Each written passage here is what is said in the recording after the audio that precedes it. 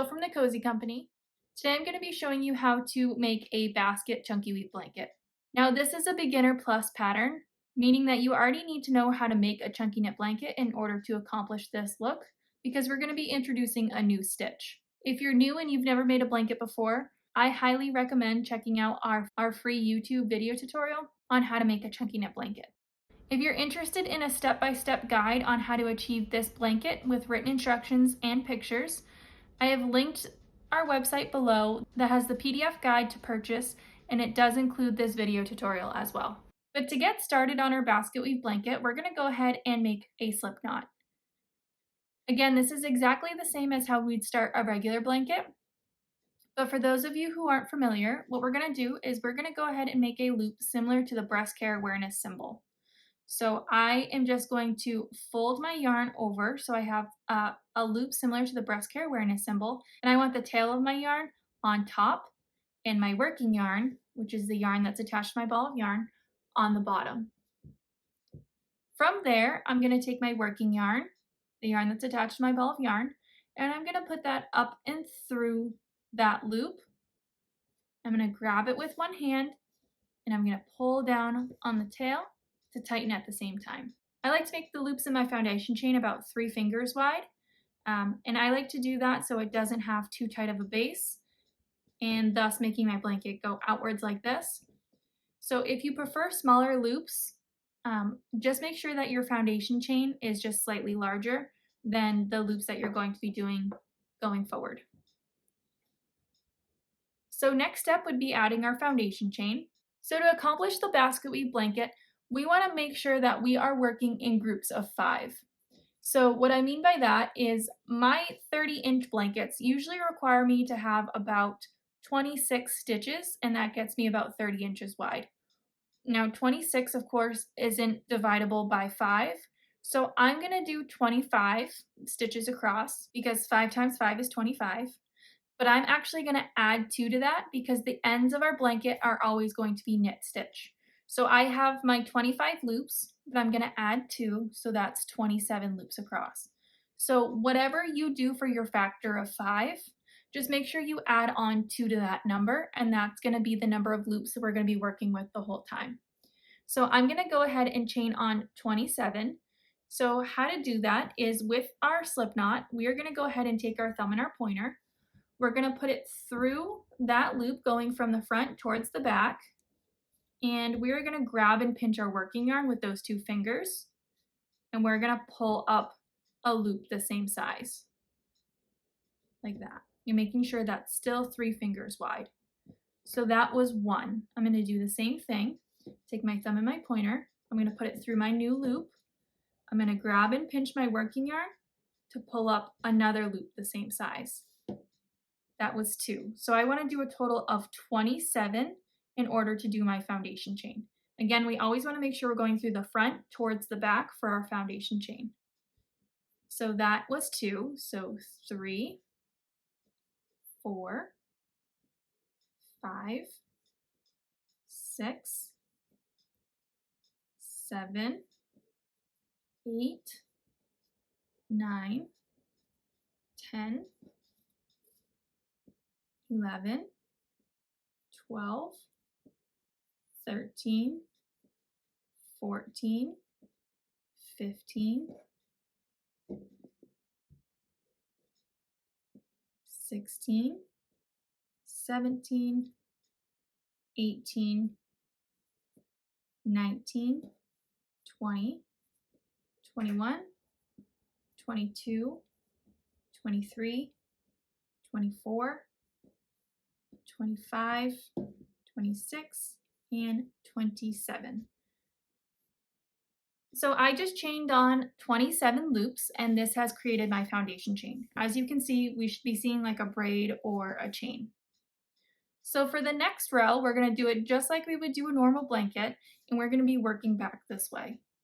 So for the next row, we're going to be working on these bumps or these ridges, whatever you'd like to call them, through our foundation chain. So as you can see here, I have a loop here, and then I have a bump right next to it where it's the top part of that foundation chain. And then my next one is right here, and so forth. It's just these top little ridges or bumps of the chain. That's where we're going to be working through.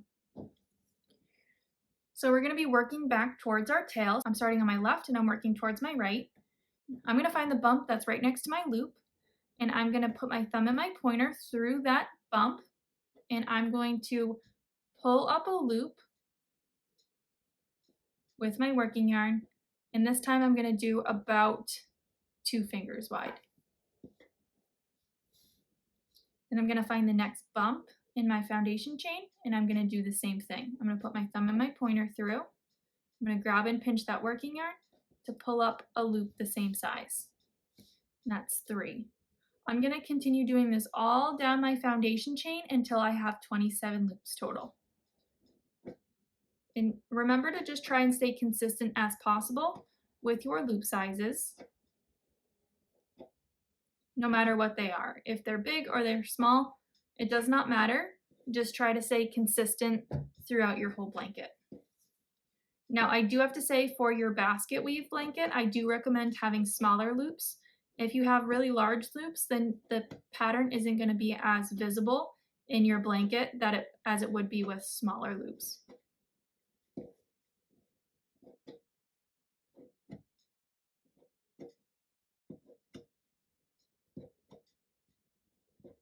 So now that I've got to the end, I'm just going to double check that I have 27 loops. 1, 2, 3, 4, 5, 6, 7, 8, 9, 10, 11, 12, 13, 14, 15, 16, 17, 18, 19, 20, 21, 22, 23, 24, 25, 26, 27. Perfect. I have 27 loops. So this is where we're actually going to start the basket weave pattern. So if you remember me saying that we wanted to have groups of 5 plus 2, because our ends are always going to be knit stitch. So what we're going to do is we're always going to knit the first and the last loop just in your standard knit stitch. So I'm going to go ahead and knit that first loop, and that's always going to be just a standard knit. So what I mean by that is I'm going to take this very first loop here. I'm going to take my thumb and my pointer. I'm going to put it through that loop going from the front towards the back, and I'm going to grab my working yarn and pull up a new loop the same size. And this will always be like that. Next, we're actually going to start the pattern. So I'm going to go ahead and find my next 5 loops. So 1, 2, 3, 4, 5.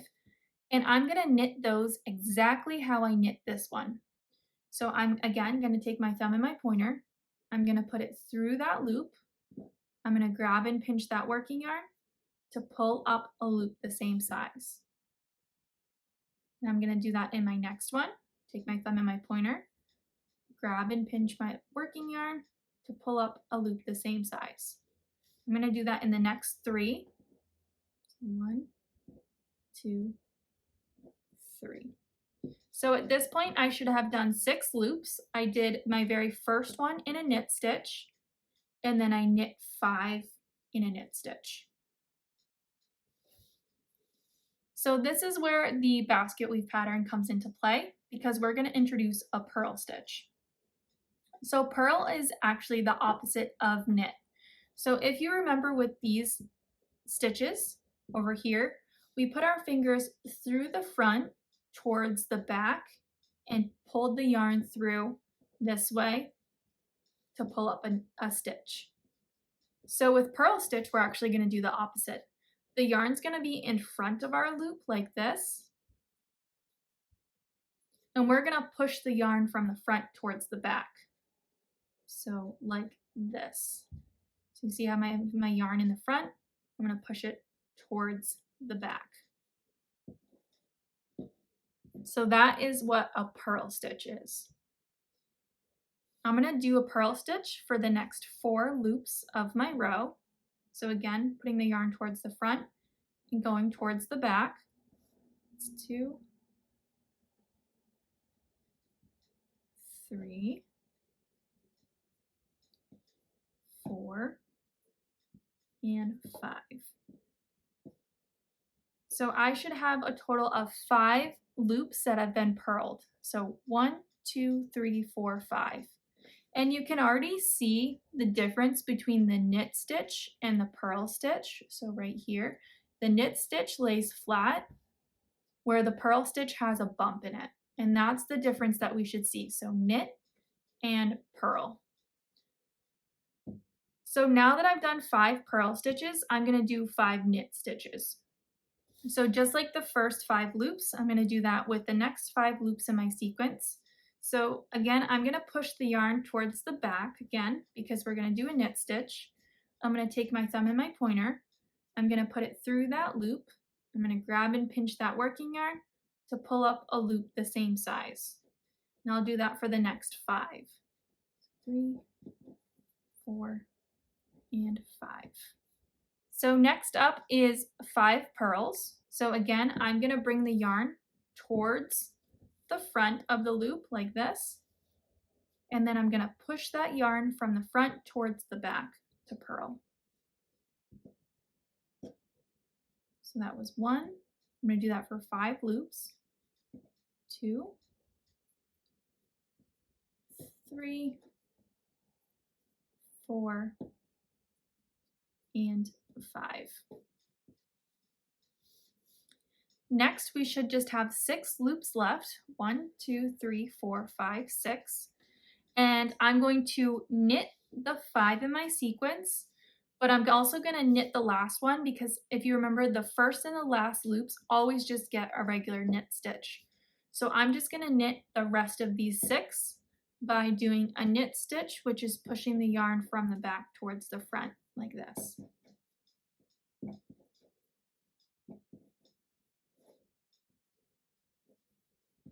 And we've now just completed row 1.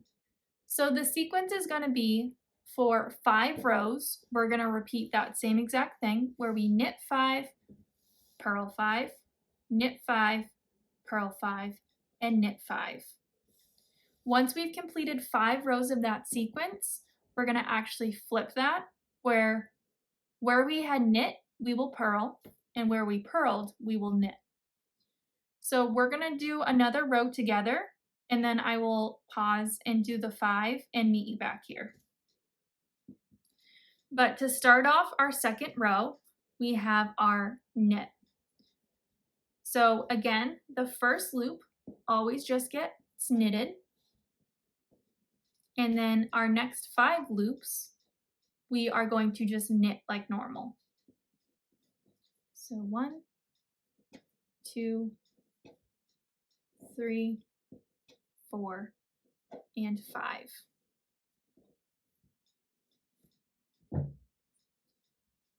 Our next 5 loops are purls. So again, I'm going to pull that yarn towards the front of the loop, and I'm going to push the yarn from the front towards the back to purl. So 1, 2, 3, 4, and 5.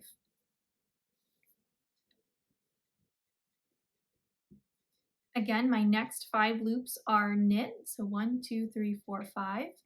So I'm just going to knit those 5 like regular.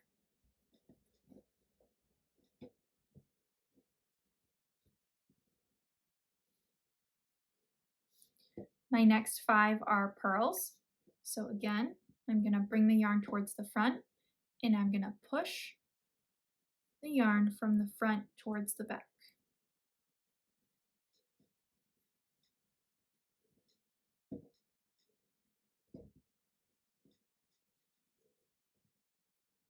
And then I'm left with my last 6 loops. So there's 5 in the sequence, and then my very last one, which will also get a knit stitch. So I have 6. 1, 2, 3, 4, 5, 6. So I'm just going to knit these 6 like normal.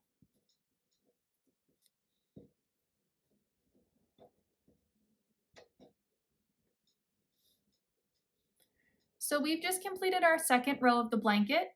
I'm going to go ahead and do 3 more rows in that same exact sequence, and then I will meet you back here to show you what to do next.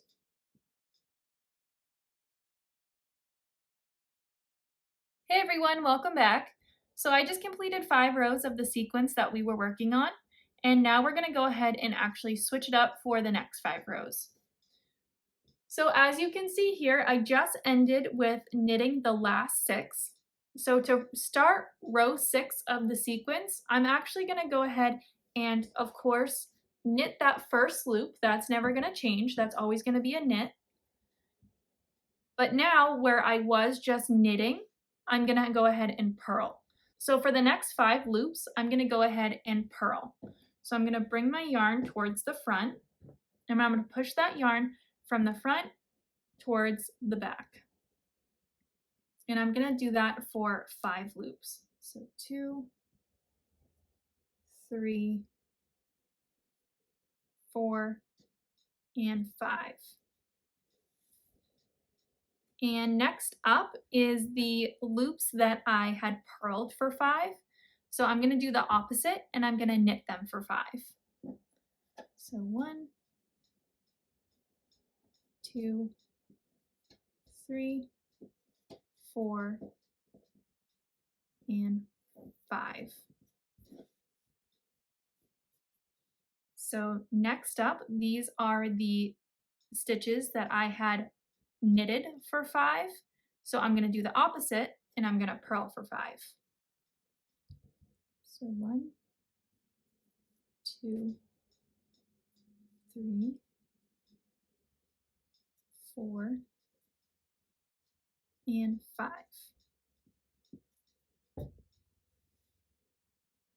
Next up is what was purl is now going to become knit. So I'm going to knit the next 5 for 5 loops. 1, 2, 3, 4, and 5. And then the last 6 we have here, I'm going to purl for 5 of them and then knit the last one just like normal. So purl for 5, 1, 2, 3, 4, 5. So purled for 5, but then when I have one last loop left, I'm just going to go ahead and knit that one like normal. So you can kind of already to see where the basket weave is taking shape. So it's takes shape because obviously it alternates between knit and purl, but it also alternates this way between knit and purl. So we are going to do the sequence that we just went over for 4 more rows, so a total of 5. And then we're going to switch back to the sequence we had first, where we knit and then purl, instead of purl then knit. So I'm going to do this for 4 rows, and then I will meet you back here to just go over the change between the rows. Hey guys, welcome back. So I just finished the 5-row sequence of purl, knit, purl, knit, purl. And now I'm going to go ahead and reverse it where I do knit first, then purl.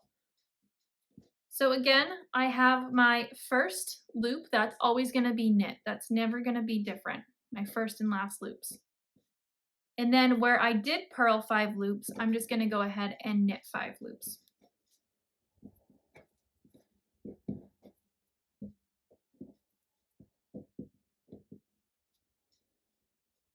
So you can see where it changes, where I did purl versus where I knit. So now I know that my next loop is going to be purled for 5 loops.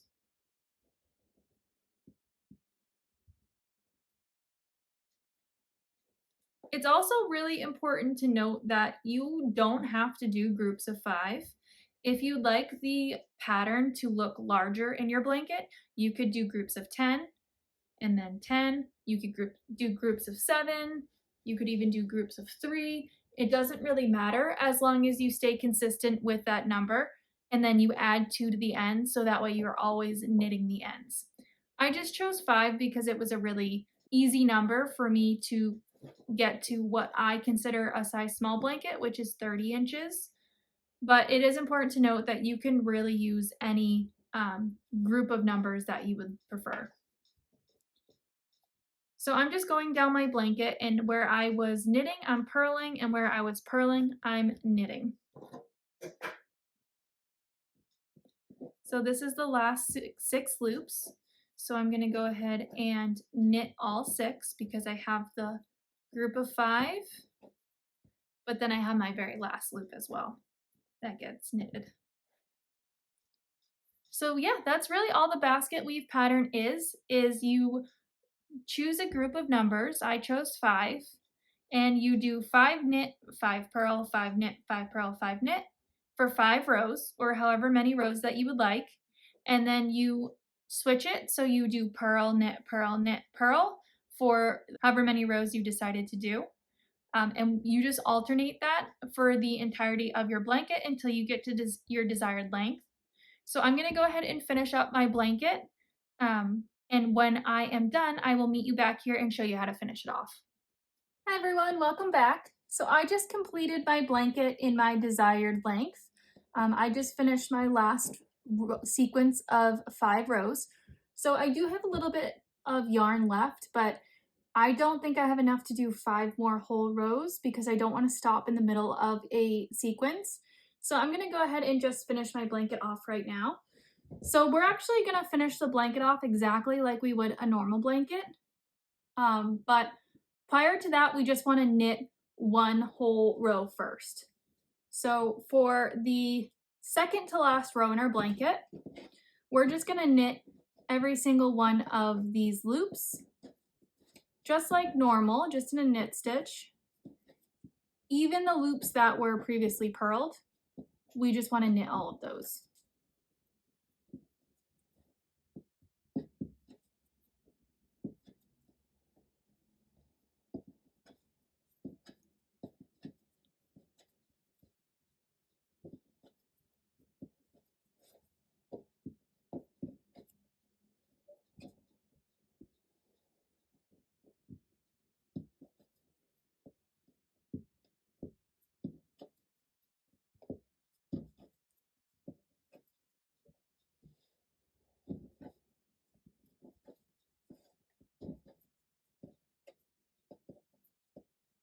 Okay, now that I've knit through every single one of those loops, we are going to go ahead and close off our blanket, and we're going to close it off the same exact way as you would close off just a normal blanket.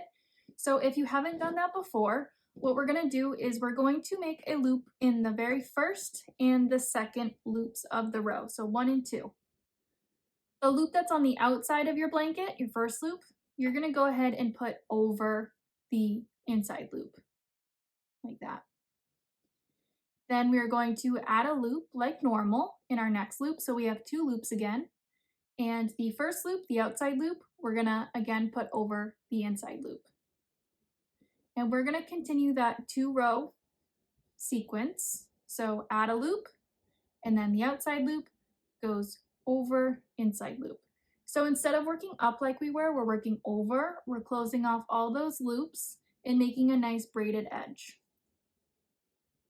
So we just want to continue that all the way down our blanket.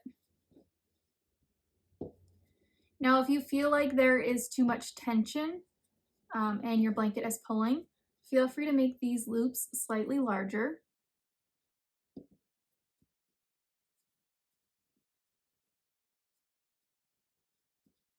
But we just want to continue doing that 2-step process all the way down our blanket until we're left with 1 loop.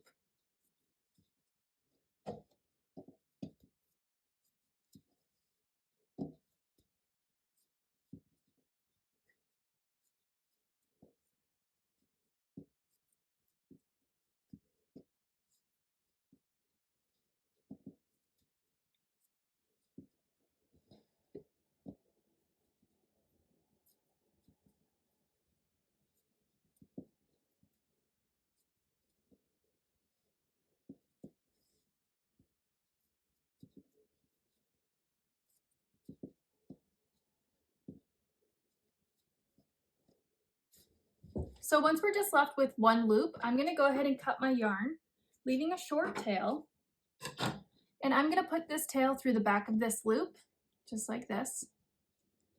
And gently but firmly pull until that loop tightens on itself, creating a knot.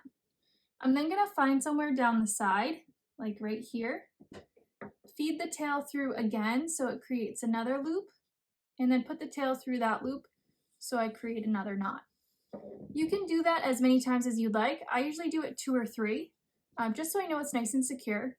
And then whatever tail I have left, I can just weave through the top or the side, or cut it short if I don't want it to be seen. But I'm just gonna go ahead and weave it through the top so it is hidden in there. So that completes the tutorial on the Basketweave blanket. If you have any questions, concerns, comments, feel free to drop them in the comment section below. And if there's anything else that you would like to learn or any other blanket tutorial that you're interested in, make sure to comment that below. Thanks so much for subscribing to the Cozy Company.